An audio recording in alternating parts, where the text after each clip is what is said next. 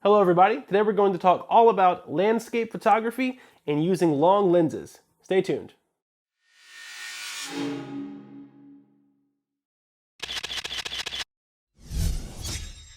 Welcome back everyone, my name is Eric Marks with FindingMiddle-earth.com, and like I said, today we're going to be talking all about using long lenses in your landscape photography. So this lens here is a Nikkor 70-200 f2.8. It's a very heavy lens, a beautiful lens, and I actually use it quite often for landscape photography. Now, I don't use it as often as I should for the price of this lens because, as you know, amongst all the brands, the 70-200 2.8 can be very expensive. And so I try to use it more just because if I don't, I can't really justify the price. It's so expensive. But long lenses can be very important in landscape photography. Okay, but most people think, especially people that are just getting into the field, when you start in landscape photography, they think, I need a wide-angle lens. And so they go with something like this. And this is my Nikkor 16-35 f4 VR lens. And by the way, this here is the version 2 of Nikon, the 70-200 2.8 version 2. I owned the version 1. It is so soft compared to this one. So just an FYI, if you are looking to get the 2.8, just spend the extra money and get a used version 2. I promise you won't regret it. So just had to add that side note. So 16-35 wide angle, the f4 VR is what I use, along with a Tamron 15-30 2.8 VC. Surprisingly, a lot of people say, "Oh, you don't have the Nikon's Premier 14-24 2.8." That thing's been out since like the Stone Ages. I mean, I'm pretty sure cavemen like crafted that thing inside of this cave and walked it up to Nikon headquarters because that thing is so old and it's not anywhere near as sharp or as good as the 16-35 or even the Tamron 15-30 2.8 VC, which is vibration control. So it's got the basically VR. Okay, and so look into those two lenses. 16-35 Nikkor and the 15-30 Tamron are both superior compared to the insanely overpriced Nikon 14-24 2.8. I love Nikon, but that lens, it's got insane chromatic aberration. That's all I'm going to say. There's a couple other little things wrong with it. You can't use filters with it, so you can't use a polarizer.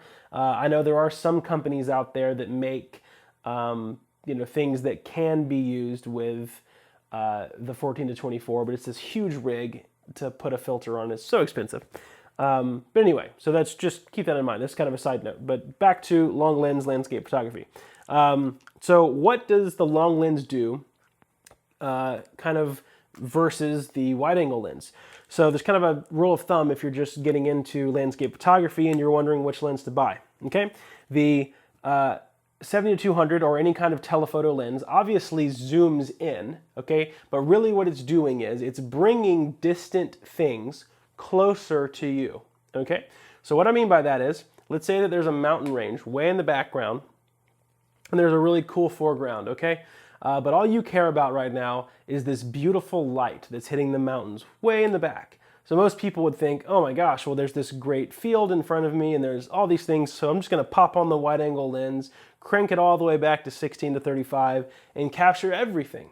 And that's fine. If the foreground is amazing and you're just as amazing as the background, that's cool. But what I would do in those situations and what I have done is I'll pick out the mountains and I'll put on the 70-200 or some kind of telephoto. I'll rack it all the way to 200 and it will actually bring those really distant mountains much closer to the camera. It's kind of an optical illusion. It will make it seem like it's much closer to me. Whereas, on the other hand, the wide-angle lens actually makes things seem way further away, okay? So it actually pushes things farther.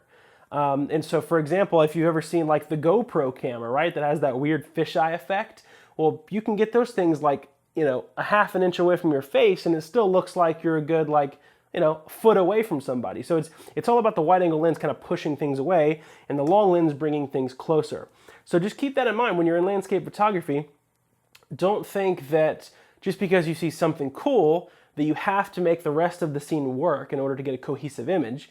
If you see something cool, a great detail, it's okay in landscape photography to use details to accentuate things. There's another photographer out there on YouTube that has done a couple videos on this that I've seen, and he is actually known, and I forget his name because I've only seen a couple of his videos, but his landscape photography style is known for focusing in on a subject and then actually blurring the background. And so that's super cool because it's super different, right? It's very unique. Most landscape photography is these huge, wide, beautiful vistas and everything's in focus, which that's also very cool. So don't get me wrong, I'm not bashing one side or the other, but it's also great sometimes if you see a detail in a scene and nothing else kind of works, use the long lens and just bring that detail. It's called compressing your subject. So you're compressing the distance between you and the subject. You're compressing it and you're bringing in that background to be much closer to your camera than it actually is, so that your viewers can see the detail up close and so you can see the detail up close. You're bringing it in, you're focusing on the detail, and you're snapping the shot. So this is just kind of a quick tip video. I hope that helps somebody out there, landscape shooters. It's helped me because most people typically think of the 70-200 as like the staple wedding or portrait lens. They don't think of it as, oh, landscape photography.